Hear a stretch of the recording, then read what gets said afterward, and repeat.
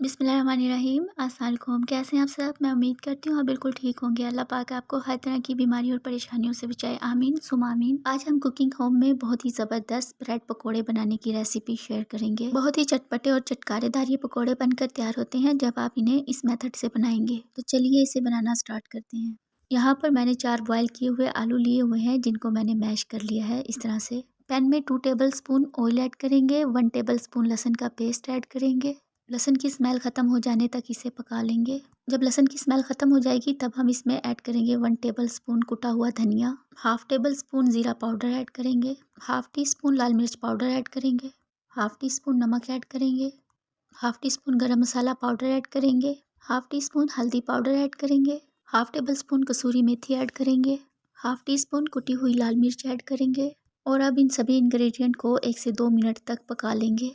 जब मसालों का कच्चापन ख़त्म हो जाएगा तब हम इसमें ऐड करेंगे बॉईल किए हुए आलू जो हमने मैश करके रखे हुए थे। आलूओं को मसाले के साथ अच्छी तरह से मिक्स करेंगे।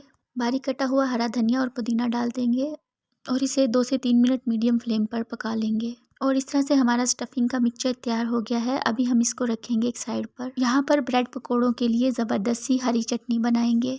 इस चटनी को बनाने के लिए बोल में कुछ हरे धनिए के पत्ते ऐड करेंगे और कुछ पुदीने के पत्ते ऐड करेंगे। इसी के साथ 2 से 3 हरी मिर्च ऐड करेंगे, 1 टीस्पून ज़ीरा ऐड करेंगे, हाफ टी स्पून नमक ऐड करेंगे, हाफ टी स्पून काला नमक ऐड करेंगे और तकरीबन 1 टेबल स्पून पीनट यानी मूंगफली ऐड करेंगे। और अब हम इसमें थोड़ा सा पानी डालकर स्मूथली ब्लेंड कर लेंगे। और ये देखिए हमने यहाँ पर चटनी को पीस लिया है और बहुत ही चटपटी सी गाढ़ी सी चटनी हमने बना ली है। अभी हम इसको रखेंगे एक साइड पर। अब यहाँ पर हम बेसन का एक घोल तैयार कर लेते हैं। बोल में 1 कप बेसन ऐड करेंगे, हाफ टी स्पून नमक ऐड करेंगे, हाफ टी स्पून लाल मिर्च पाउडर ऐड करेंगे, हाफ टी स्पून हल्दी पाउडर ऐड करेंगे, हाफ टी स्पून गरम मसाला पाउडर ऐड करेंगे, 1 टेबल स्पून कसूरी मेथी ऐड करेंगे।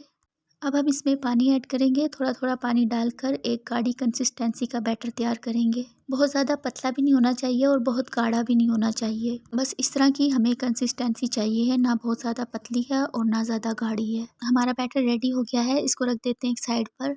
ब्रेड के पकोड़े बनाने के लिए मैंने यहाँ पर ब्रेड के स्लाइसेस लिए हुए हैं। इनके मैंने किनारे कट कर लिए हैं। अब हम एक ब्रेड का स्लाइस लेंगे और इस पर केचप अप्लाई कर देंगे और दूसरे स्लाइस पर हरी चटनी अप्लाई करेंगे जो हमने तैयार की हुई थी। और अगर आप बच्चों के लिए बना रहे हैं और उनको हरी चटनी पसंद नहीं है तो फिर आप सिर्फ टमाटो केचप भी लगा सकते हैं। अब हम इस पे आलू की स्टफिंग को स्प्रेड करेंगे जो हमने तैयार की हुई थी। इवनली स्प्रेड कर लेंगे चारों तरफ। और अब हम इसके ऊपर रख देंगे दूसरे ब्रेड का स्लाइस जिसके ऊपर हमने केचप लगाया हुआ है। और अब हम इसको डिवाइड कर लेंगे 4 पीसेस में। आप चाहें तो इसे 2 हिस्सों में भी डिवाइड कर सकते हैं। सारे पीसेस मैंने इसी तरह से तैयार कर लिए हैं। तो चलिए अब हम इसे बेसन के बैटर में कोट कर लेते हैं। अब जो स्लाइस हमने तैयार करके रखा हुआ है वो बैटर में डिप कर देना है। इस तरह से चारों तरफ से इसको कोट करेंगे, बेसन में अच्छी तरह से इसको लपेट देंगे।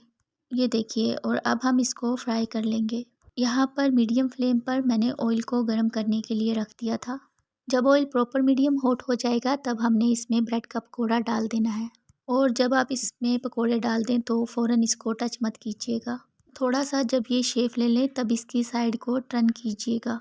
मीडियम फ्लेम पर परफेक्टली गोल्डन क्रिस्प हो जाने तक हम इसे फ्राई करेंगे। और इस तरह से एक ज़बरदस्त सा कलर आ चुका है हमारे पकोड़ों में और अच्छी तरह से बेसन पक चुका है।